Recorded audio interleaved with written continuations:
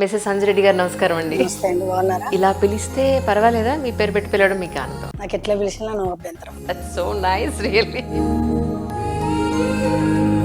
Sir మీరు చెప్పండి, madam independent, ఆవిడ బీజేపీలో కూడా పొలిటికల్గా ఉన్నారు, అలాగే ఇంట్లో పిల్లల్ని అంతా చూసుకుంటున్నారు. ఎప్పుడన్నా నేనే గొప్ప అన్నట్టుగా ఎప్పుడన్నా ఉన్నారా మేడం మీతోటి? భర్తగా తను ఎదిగినట్టు ఇంట్లో మేమందరము గుర్తింపు వచ్చినట్టే కదా, అందరము ఉండాలి పొలిటికల్ లోనే ఎప్పుడు అనుకోలేదు. ఎన్నాళ్ళైందండి మీ మ్యారేజ్ అయ్యి? 32 years.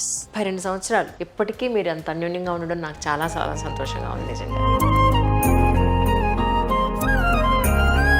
హాయ్ శ్వేత, గుడ్ ఈవినింగ్ అండి. ఏం చదువుతున్నారు మీరు? నేను చదవట్లేదు.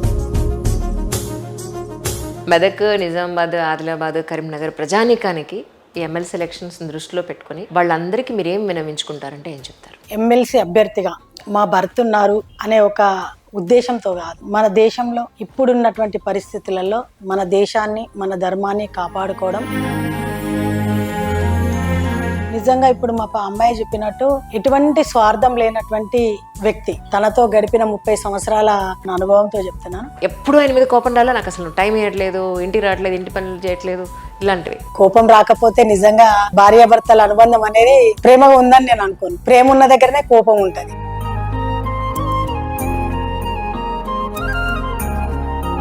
కరీంనగర్ ప్రజలకి మీరు ఏం చెప్పదలుచుకున్నారు? చెయ్యాలని ఉండడం ఒక థాట్, కానీ ఇది వస్తే చేస్తానని ఇంకొంతమంది అనుకుంటారు, కానీ ఏం లేకపోయినా చేసేవాళ్ళు చాలా కొంతమంది.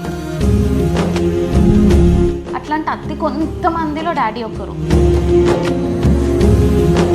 కుంభమేళ ఒక స్ట్రాటజీ ప్రకారమే చేశారు, అది దాని టైం ప్రకారం కాదు, బీజేపీ టైం ప్రకారం ముందుకు తీసుకొచ్చారు అని చాలా మంది అంటూ ఉన్నారు. దీని మీద మీ అభిప్రాయం ఏంటి? అది 140 సంవత్సరాలకు ఒకసారి వస్తుంది.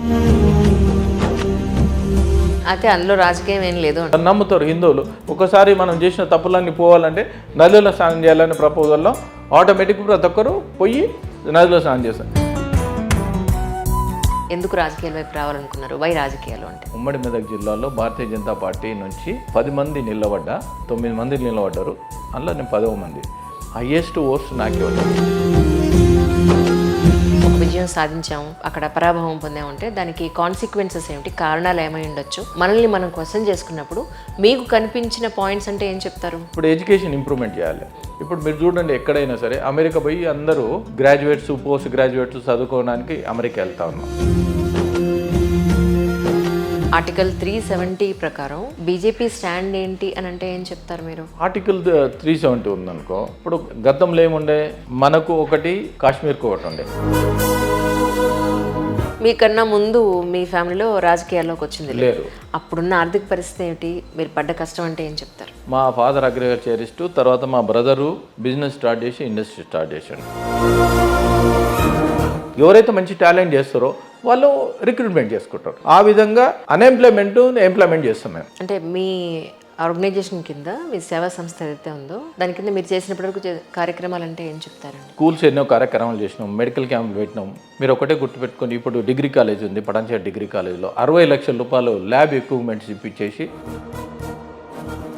60 lakhs రూపీస్ ఇన్వెస్ట్మెంట్ పెట్టి డిగ్రీ కాలేజ్లో మనం పెట్టియడం జరిగింది.